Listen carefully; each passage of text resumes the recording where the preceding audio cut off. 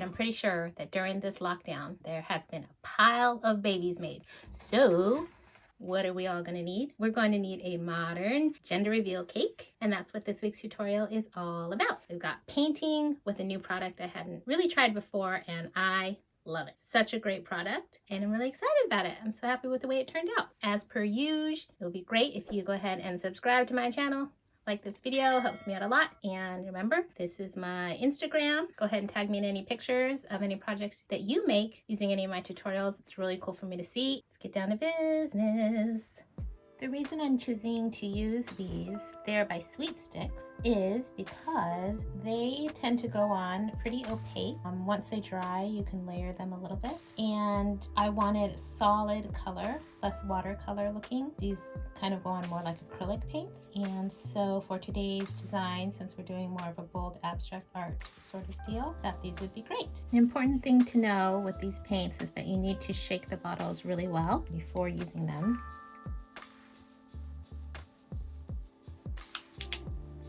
I'm just going to mix them on my palette. And then I'm just going to go for some bold shapes.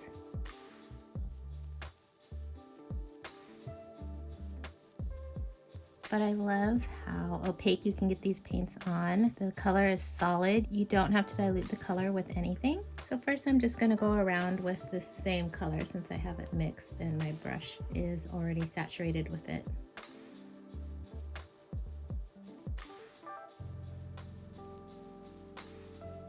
And then I'm just going to rinse out my brush in the water. These paints will tend to dry out in your brushes fairly quickly, so you don't want to just let them sit out. Make it harder to rinse your brushes out later. So I'm just going to set it in there. And the good thing about these is you can get them at Michael's. Big pack of them for pretty cheap. If I want to make smaller lines or smaller shapes, I can just cut into the foam and then I get a different shape. I can make it pointed or whatever I need. I can cut slits into it and then I can make one that maybe makes like 3 lines or something like that. And then I'm just gonna reuse this one because I'm just going to do a lighter pink. So after I've rinsed it, I'm just gonna soak up some of the moisture with my rag. I've added some white in my palette to that pink. So a color trend for this year is sort of muted, soft colors, a little bit grayed out tones, soothing tones. So what I've done is I've taken some pink and white and I've added just a drop of brown to it.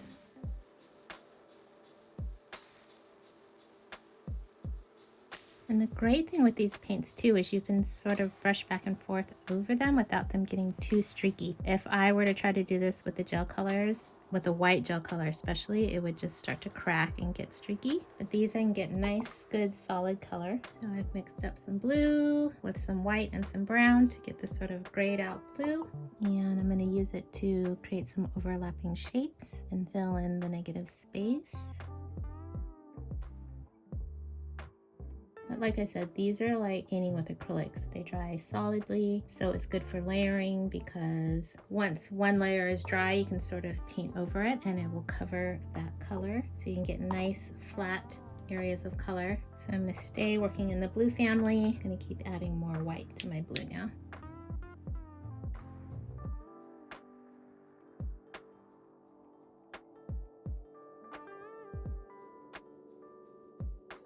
And as you can see here, it's harder to cover a darker color with a lighter color. So I would lay my lighter colors first if you want absolutely no color showing through and you don't want it to have any at all of this blended look. But it still covers pretty good. Might just have to do a couple layers if you want it completely covered. So now I've come in with mine, one little foam that I cut smaller just to get some smaller lines in. If you do layer while the color underneath is still a little bit wet, you can see that you can get some blending in, which is nice, create a sort of different effect. So the whole point of this design is just to create sort of an abstract geometric pattern. There's really no right or wrong, it's just about incorporating all the colors of the event. Now I'm just going through and adding some little shapes here and there.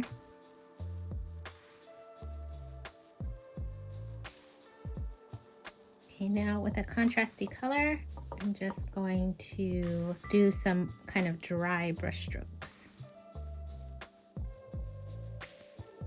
This is just yellow, white, and a touch of brown mixed in. It's very playful and random.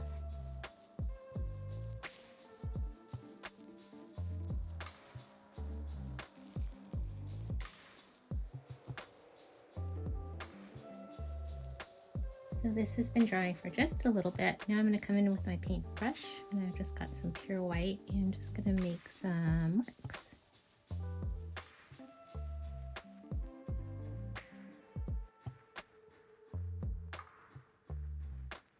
So the white alone is a little thinner and streakier. So if you wanted more of a solid white, you would have to do it in layers. Let this dry and then come back over it again.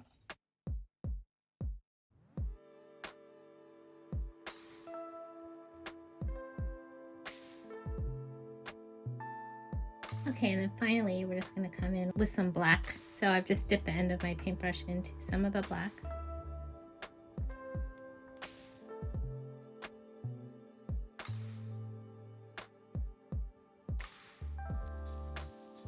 And just making different sort of markings. It's always good to have something going from the side to the top, so it sort of brings it all together into one piece.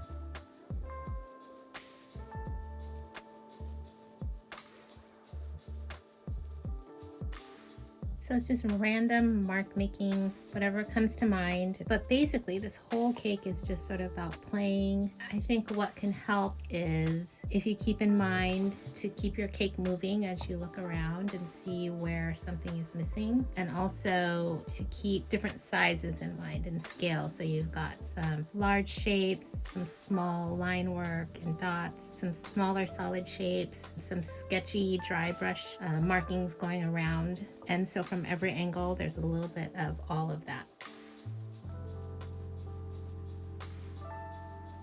Or if you're not sure about making marks, what you can always do is pick up different things and use them to make your marks, because they are going to make different marks just by the shape of them themselves, like the end of this paintbrush, the end of this, anything, different paintbrushes, they'll all make different marks. And so you'll have less control and you won't have to decide so much. You just need to pick up the paint and make a mark with that item, and it'll sort of dictate something and create something new.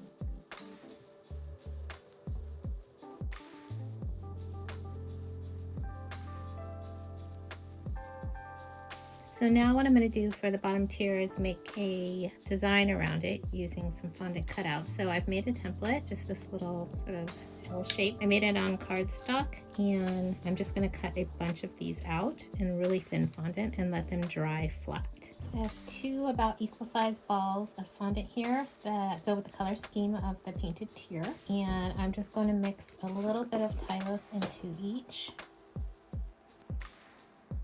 Not very much. Tylose just helps it dry faster and harder. Let's go ahead and knead that in. All the Tylose has been kneaded in to both sides. And now I'm just going to stack them. This is just cornstarch. And I'm just going to roll it out till it's really thin. And just flip it back and forth while you're doing this. Okay, so I have it rolled really thin, probably like 1/8 of an inch thin or so, but not so thin to where the color from the other side is coming through. Now I'm just going to trim off the part where the other color from the other side shows through. I don't want to use any of that part. So now you can see I have a two-sided piece of fondant here. I've transferred my fondant onto a cutting surface, and I have my little template, and I can see that using my favorite Omni Grid, it is 3.5 inches tall. So I'm going to make some strips that are 3.5 inches.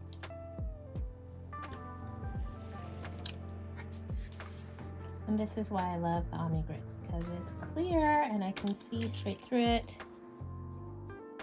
So I have it all lined up, and then using my template, I'm just going to cut out a bunch of these. The easiest way I've found to do this is I put a little Crisco on the back, and it just holds it in place nicely. And another one of my favorite tools, my Flexi Blade.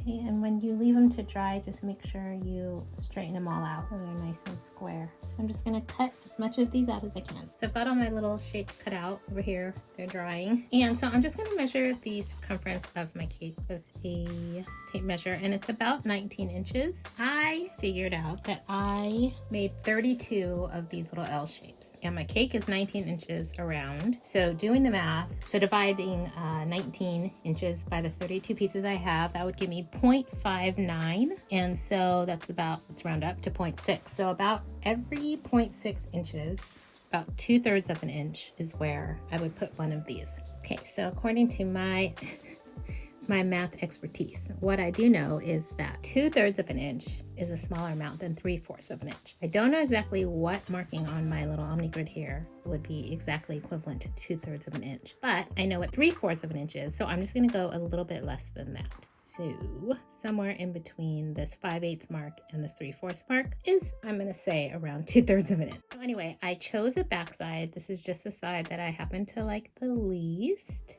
And I'm gonna start there. So if you can see, I'm just gonna mark at the beginning of my ruler, and then I'm gonna make a little mark. It's in between the 3/4 mark and the 5/8 mark. If you are really precise, you could always get like a piece of paper that's about 1 inch long and then fold it into thirds. You can figure out your 2/3 from there. Oh, and by the way, if you want to clean up your edge, just a brush dipped in a little water does the trick. And so now all I'm going to do is I'm just going to paint a straight line of water up from the little marking I made. These shapes aren't totally dry yet. They're still a little wiggly, but they're pretty rigid as far as they're going to be easy to handle. So then I'm just going to press that on there. Like that. And then you want to make sure that it's straight from the front view, that it's not like wiggly or anything like that. Okay, and then I'm going to just go ahead and place them all around. All right, so I have 3 extras of these. Pretty good estimation in my opinion. So shout out to Mr. Glenn and Mr. Hummer, my math teachers. They were right. I needed math in real life. Plus Mr. Glenn called me Sparky, and both of them were 2 of my favorite teachers. So yay, math. Okay, so a couple things I learned about painting with these Edibleart paints is that they're awesome. First of all, I love it. But they do actually dry slower than I thought. Though they seem dry because I was able to layer on top of them. When I was putting these on, I noticed there were some areas that were still wet. So I think that's actually a good thing because it allows for blending for a longer period of time. So it's awesome that they allow you to layer without pulling too much color from underneath, but that you can still blend.